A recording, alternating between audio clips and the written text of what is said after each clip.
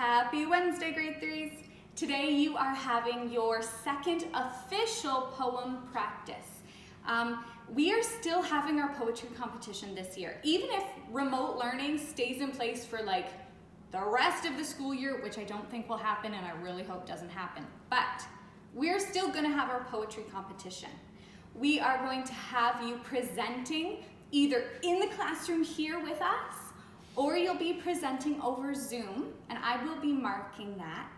And then what will happen is I will choose 3 winners who are going to record their poems, and we're gonna make a video of it.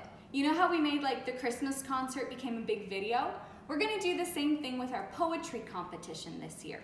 And that's even if we do go back to school, the poetry competition will still be an online event because we can't have everybody all sitting together in the chapel for that. So keep working on your poems. 3 of you will be going on to the competition.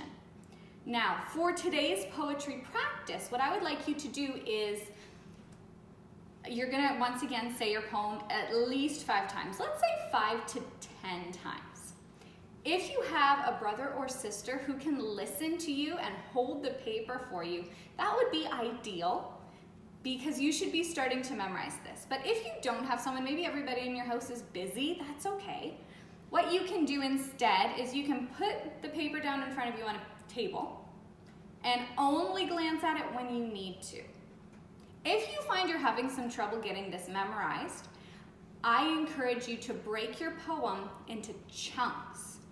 Now, the ideal chunks for most poems are about 4 lines each. And then try to memorize those 4 lines. Look carefully, are there 2 rhyming words? Usually there's gonna be a pair of rhyming words in that 4-line chunk. And that can help you to remember, okay, the first rhyming section is this, then it's this, then it's this one. Those are a few little tricks that you can use to help you as you memorize your poems. I'm looking forward to hearing them. Once again, I really need to get all of your poems. So there's nowhere in Google Classroom to hand them in. Just email me a copy of your poem so I know you have one. I know that it's a good poem and you're on your way. There's one other thing that you need to work on today, and that is your cursive.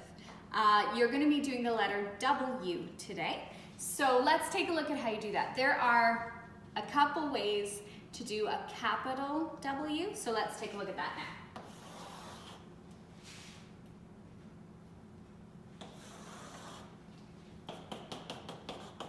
All right, probably the way that you're gonna see it on your sheet to do W is to have almost like a little, I don't know, a little loopy thing. It's not a full loop, it's just like a little curve. And then you're going to do the W. So the W is like 2 U's, it's very rounded, it's got little curves at the ends. This is one option for your W. Another option would be to do a loop and then straighter lines, okay? So there's sort of the curvy W, there's also the straighter W. Either of these are correct. You are fine to do either. You can try both if you'd like. I'm gonna leave that up to you. You can take a look at your sheet and decide which one you kind of like to do better.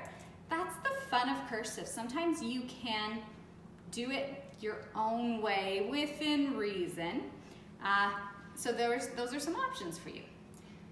Lowercase w is a lot like lowercase u, except that we're adding an extra bump. So with lowercase u, we come up, we do our u, and then usually we'd be done here. But with W, we need to go up one more time. Now, W is like O in that it doesn't come all the way back down to the bottom. Be careful in your writing today. I noticed some of you with your O's last week, your little bumps at the end that I said should be like a tiny little coffee cup to hold a little bit of coffee. They were becoming coffee bathtubs, making your O's look like A's. If you do a giant coffee bathtub, it makes your W look like 2 U's or a U and an I. It makes it very confusing for the person who's reading your work to understand what you're trying to say. So the little bump for the W needs to be that little tiny bump, okay? Let's do one more. Okay, so we're going up, down, tiny bump. Up, down, tiny bump. Up, down, tiny bump. This would make a good tap dance routine. If you're bored today, you make a cursive W tap dance routine, feel free to film it and send it to me. I mean, I would enjoy watching that. All right, off you go. Have fun today. I'll see you guys later.